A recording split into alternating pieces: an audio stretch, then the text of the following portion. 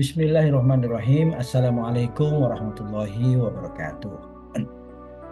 Alhamdulillah, summa alhamdulillah, syukur kehadirat Allah Subhanahu wa taala atas nikmat yang diberikan kepada kita. Sekali lagi syukur alhamdulillah. Salawat dan salam kita aturkan kepada baginda Rasulullah Shallallahu alaihi wasallam yang telah memberikan nikmat perjuangan Islam yang singgah ke titik darah yang terakhir. Allahumma sholli alaihi.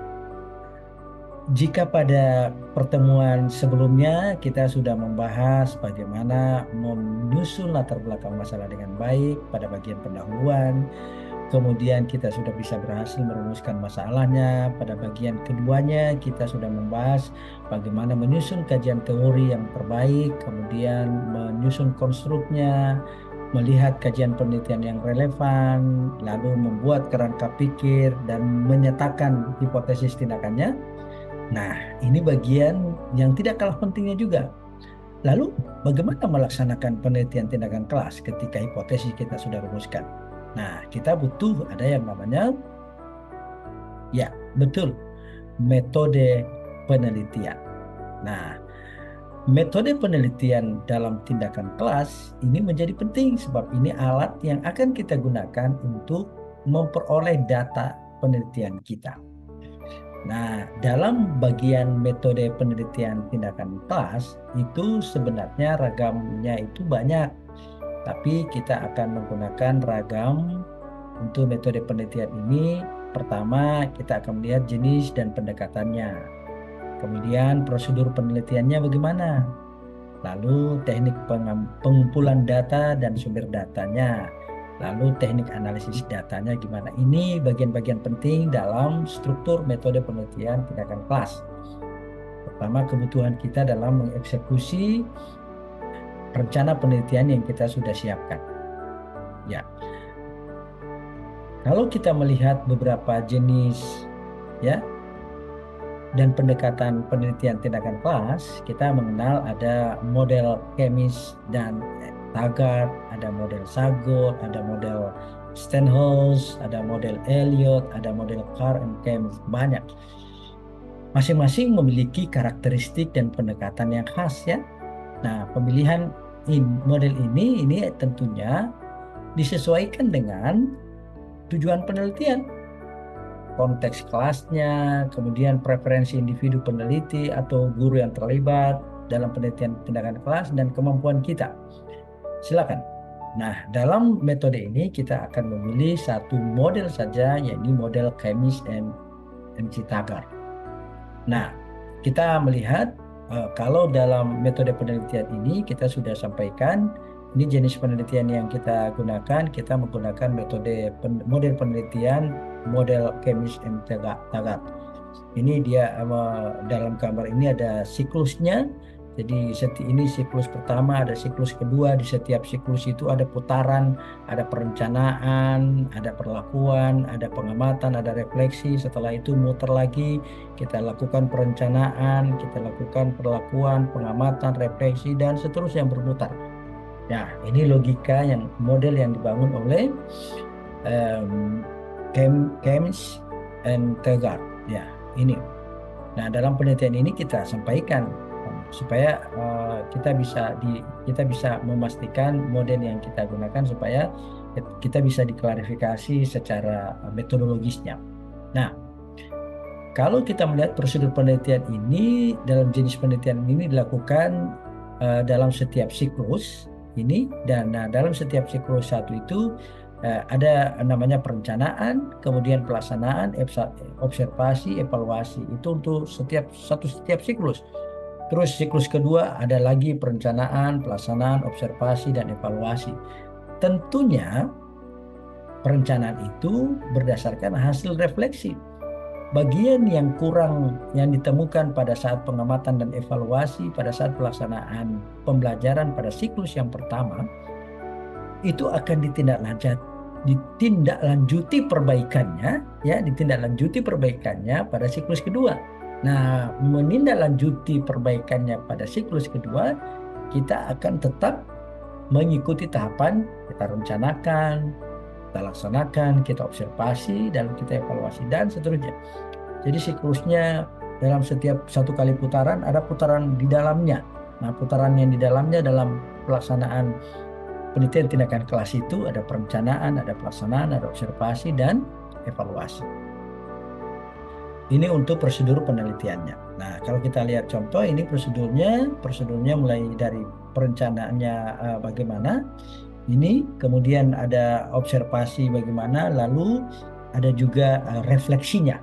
Kalau dari sini kita bisa lihat ya, kita bisa lihat ada perencanaan, mulai menyusun modul ajar, tahapan pelaksanaan kegiatan pendahuluan, kemudian kegiatan inti pada modul ajar, kemudian pada tahap penilaiannya. Nah, setelah proses pembelajaran kita selesaikan, ayo kita lakukan, ada yang melakukan observasi, teman sejawat atau teman guru kita, lalu kita melakukan refleksi. Hasil refleksi dan evaluasi ini kemudian kita muter lagi, kita lakukan lagi sekali lagi dengan berdasarkan pada perbaikan temuan masalah pembelajaran pada tahap yang pertama kita lakukan.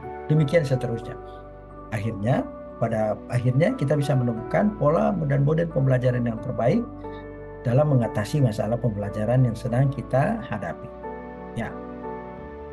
Nah, untuk teknik pengumpulan data itu umumnya kita menggunakan observasi, ya, itu berupa aktivitas guru dan peserta didik terkait dengan tindakan perbaikan pembelajaran. Kemudian ada catatan lapangan, ya, ada catatan lapangan yang selama pelaksanaan tindakan kelas. Kemudian ada wawancara untuk pendalaman temuan penelitian dan catatan refleksi. Kita melakukan wawancara dengan peserta didik, dengan guru, dengan observer, dan sebagainya. Lalu ada tes dan kuesioner.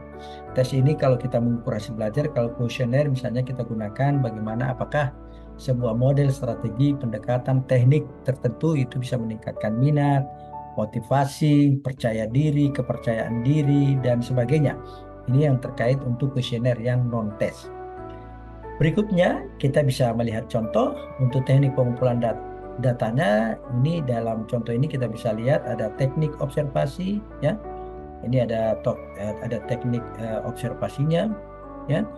Kemudian ini ada teknik catatan lapangannya, ada wawancaranya, ada tesnya. Nah, semua ini ya teknik-teknik baik observasi, catatan lapangan, ayo dong kita wajib lampirkan dalam proposal kita. Nah, untuk observasi kita tentu siapkan bagaimana pedoman observasinya. Kemudian untuk catatan lapangannya kita menyiapkan dokumen, menyiapkan catatan pribadi kita. Catatan nanti pada saat pelaksanaan hasil pengamatan dan ada interaksi yang ada di kelas. Ayo kita catat, jangan sampai itu terlupakan. Kemudian ada wawancara, tentunya kita sudah siapkan topik-topik guideline, panduan wawancara yang sangat umum lah, sebagai guide question, pertanyaan arahan kita yang penting-penting. Nanti pada bagian lain kita bisa melakukan pendalaman terhadap kebutuhan data kita. Lalu tes. Nah, tes ini tentu harus kita siapkan rancangan tesnya.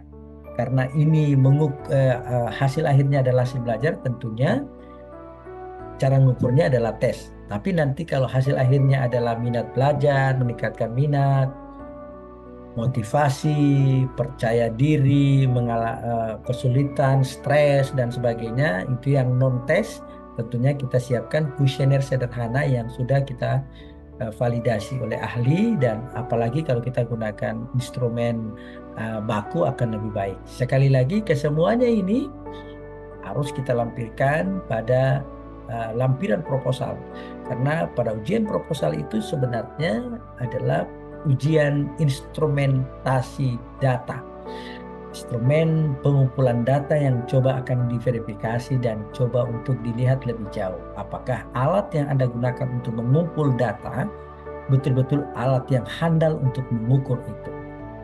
Oleh karenanya, seluruh instrumen pengumpulan data itu harus dihadirkan dalam sebuah lampiran yang perlu untuk disiapkan secara detail dan bisa dipertanggungjawabkan.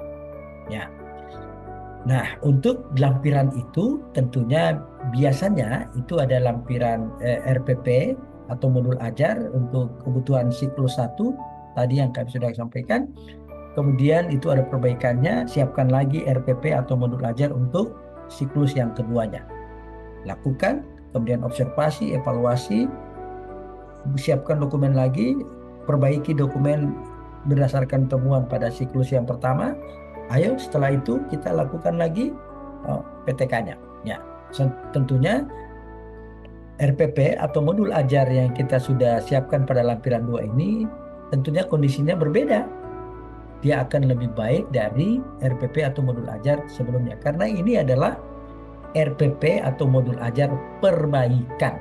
Ya, jadi RPP ini tidak sama. Karena itu berdasarkan hasil observasi dan evaluasi. Kemudian tes hasil belajar ini adalah hasil yang dicapai. Ini harus dilampirkan.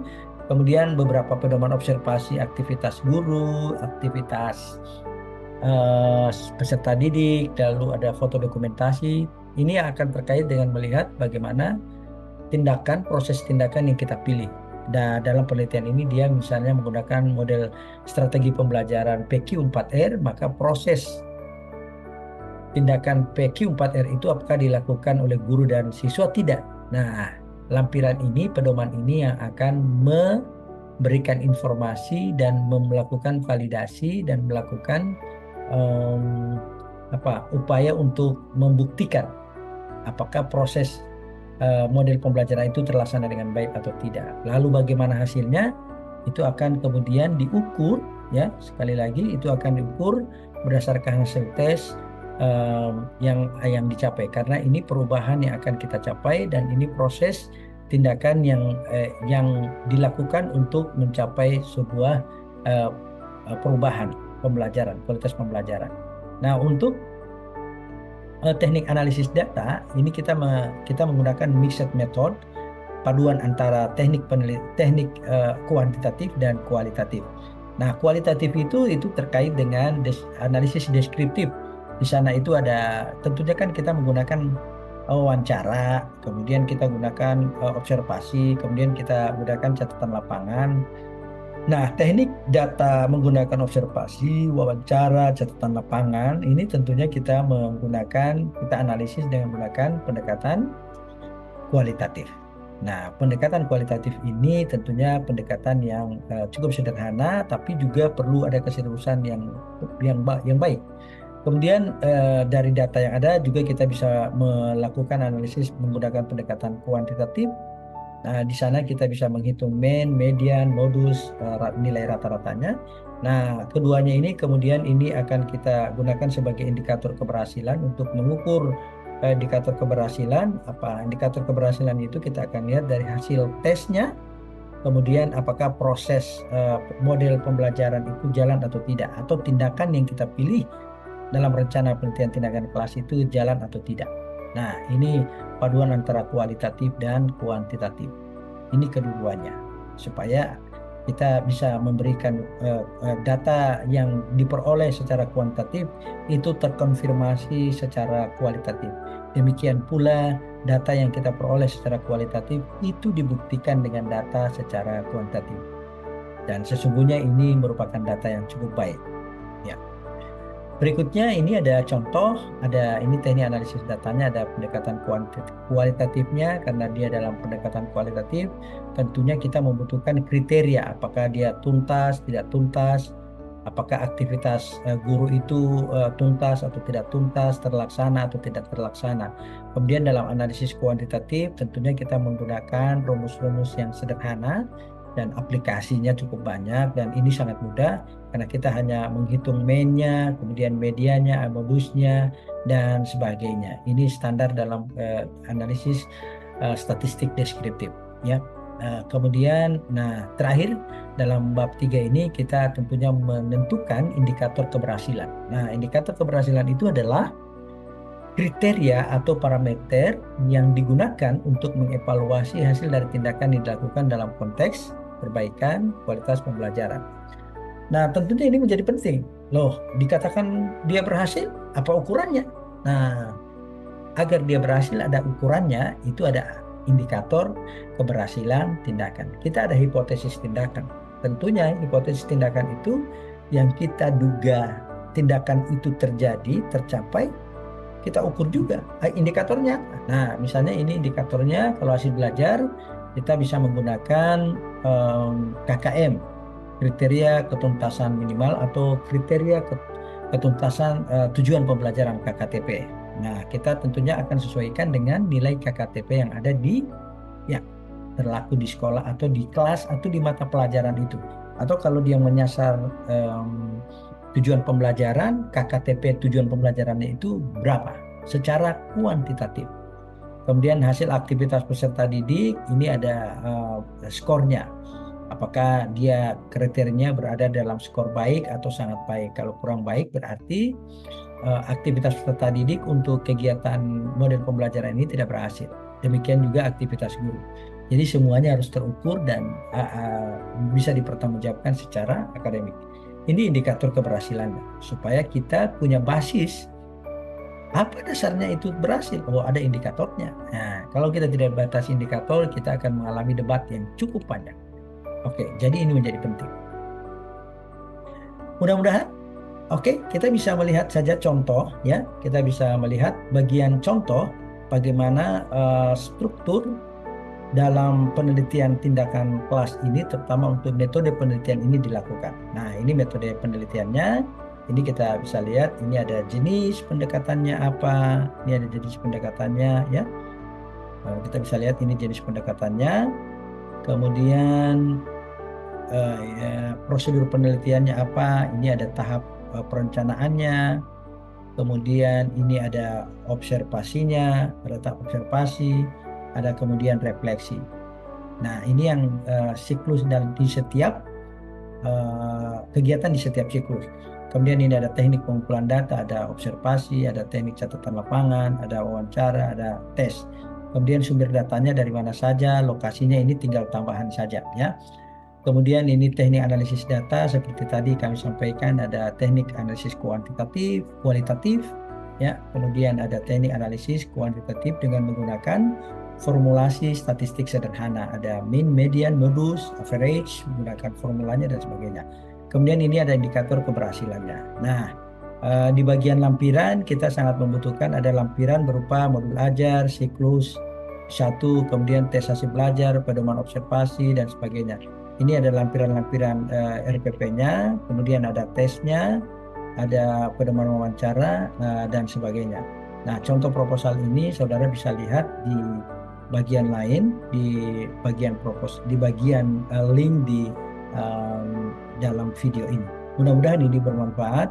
Semoga kita semua diberikan Allah Subhanahu wa taala kekuatan lahiriah dan batiniah, dan semoga ilmu yang kita dapatkan sedikit pun segera kita amalkan. Al ilmu bila amali kasyajari bila samari. Ilmu yang tidak diamalkan bagaikan pohon tanpa berbuah. Semoga dengan ini kita bisa menghasilkan karya-karya baik bagi peserta didik kita di ruang-ruang kelas.